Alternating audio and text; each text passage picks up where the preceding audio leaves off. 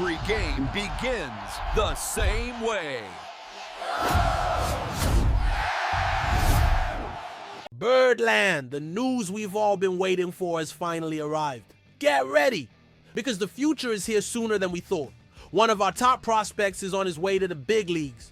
Want to know who it is and what this means for our team? Subscribe now and hit the bell to get exclusive access to all the real-time details. Don't miss the chance to be ahead of every other fan. Friends of Birdland, it's an indescribable pleasure to be here with you all once again. Before we get started, I want to make a direct and heartfelt request. Please subscribe to the channel.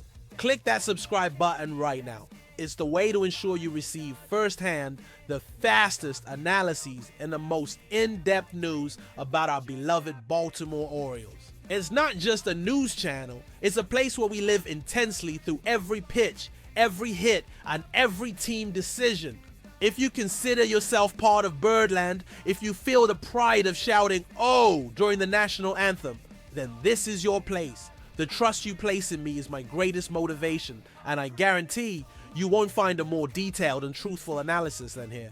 I live and breathe Orioles 24/7, and I'm here to share everything without sugarcoating, with the seriousness and detail that our fan base deserves. The news I bring today is from behind the scenes, red hot, and will directly impact the present and future of our franchise. Follow every detail, every statistic with me, and together we'll uncover what's really happening with the team. We're going to talk about the call-up of one of our most brilliant prospects and a trade that still echoes in Houston. The first big news is about the long-awaited ascent of Dylan Beavers. The wait is finally over. The O's front office, after weeks of speculation and to the frustration of many of us, finally made the move we were all expecting. Dylan Beavers, the talented outfielder, has been promoted to the big leagues. The franchise announced this morning that his contract was purchased from Norfolk, our AAA team. He has already joined the squad in Houston, and all signs point to him making his Major League Baseball debut tonight. This call-up puts an end to a period of uncertainty that left us all anxious. We knew he was ready. The numbers speak for themselves. Dylan Beavers, who turned 24 earlier this week, was having a spectacular season in AAA with a .304 batting average, a .420 OBP, and a .515 slugging percentage. Furthermore, he accumulated 18 home runs, 51 RBIs in 94 games, and impressively, has almost the same number of walks, 68 as strikeouts, 76, a testament to his plate discipline. To top it off, he also stole 23 bases, showing the versatility that marks him as an elite prospect. This performance, a considerable leap from his previous years in the minor leagues, had fans clamoring for his presence on the main roster. Many of us questioned why the front office took so long to make this call, especially after we saw players like Greg Allen, Daniel Johnson, and Jordan Adams being tested. The answer, as always, lies in strategy, no matter how much frustration it causes. We know Mike Elias is a long-term strategist, and this decision aligns with a very clear policy. They wanted Beavers to maintain his rookie status for next season, which would have been lost if he had spent 45 more days on the Major League roster. By calling him up now, with 44 days remaining in the season, he remains eligible for the 2026 Rookie of the Year award. The logic behind this, in theory, is to earn an extra pick in the 2027 draft, should Beavers be named Rookie of the Year and be among the top 100 prospects on at least 2 of the 3 most important lists. Honestly, the chances of all that happening are so small, and I for one don't think it was worth denying Beavers a few extra weeks in the big leagues for that reason alone. The Orioles obviously disagreed. Either way, he's here now, and what matters is that he will have enough playing time to show his worth. Beavers is a solid defender, but stands out as a hitter and should spend most of his time in right field. To make room for him on the roster, the franchise designated Greg Allen, a decision that for many of us was long overdue. Allen's time with the Orioles was, to be polite, disappointing. In 14 plate appearances, he failed to get a single hit, had 5 strikeouts, 0 walks, and made crucial errors that cost us dearly. It's undeniable that he was one of the least productive players we've seen on the team in recent times. Now, with the arrival of Beavers, we hope for a new dynamic in the lineup, a breath of fresh air that can inject the energy we need. Our future, we know, is in our prospects. The current team is having a difficult season, but the hope for a brighter future lies in these young talents. And the arrival of Dylan Beavers is another step in that direction. He's the kind of player we dream of seeing on the field, someone with the potential to be a central piece in our next era of success. Now we await his debut and hope he shines as brightly as we expect. The anticipation is high and the time is now. The Houston team, by the way, is a familiar foe. The other major news, which takes us back to the recent past and makes us reflect on the franchise's strategic decisions, concerns a figure very dear to us, Ramon Urias. The trade that sent him to the Houston Astros at the deadline in exchange for promising pitcher Twine Palmer was a blow. Ramon wasn't just a player, he became a fan favorite, a constant and solid presence in the clubhouse, infusing good energy into the team. Since his debut with the O's in 2020, he had a 259 batting average, a .728 OPS with 47 home runs and 205 RBIs. On the field, he always gave his all, and we saw his grit in every play. His departure was one of those losses that hurt because we grew attached to him. But, as we know, these are the unfortunate casualties of a season where the team is in a selling position. In a recent interview with the Baltimore Sun, Ramon Urias opened up and revealed that the trade caught him by surprise. He admitted he was in shock when Mike Elias, our general manager, called him the night before the trade deadline to inform him of the decision.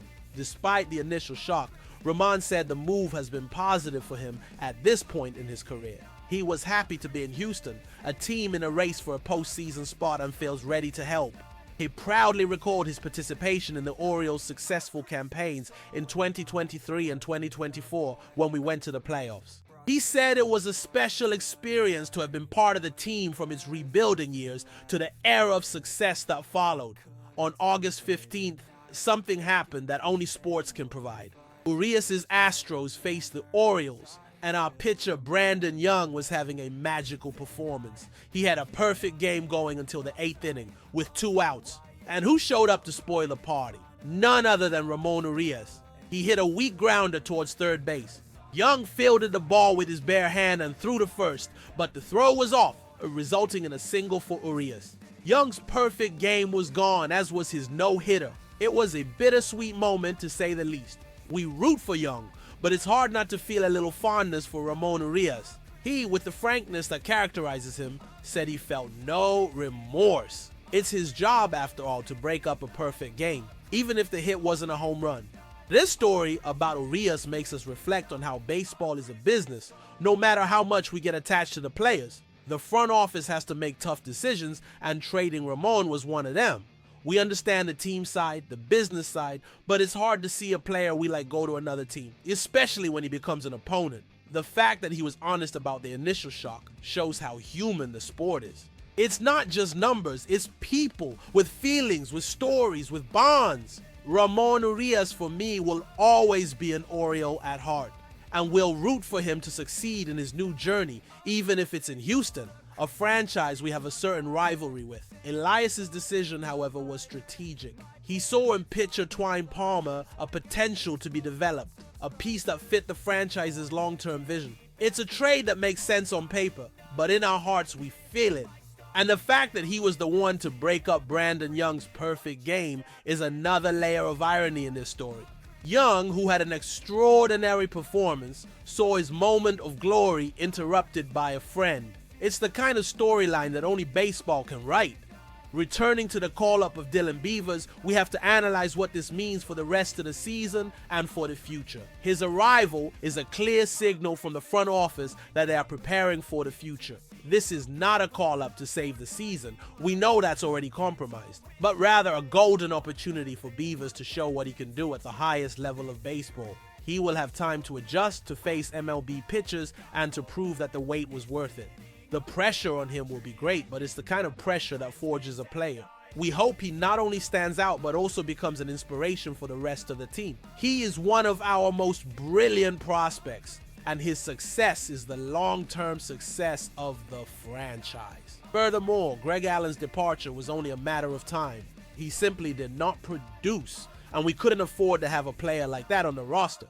The move makes sense from a sporting standpoint and shows that the front office is attentive to individual performance. We need players who contribute, and Beavers has the potential to do that immediately. We hope the energy and talent he showed in AAA translate to the major league. The fan base needs something to get excited about, and his debut could be exactly that.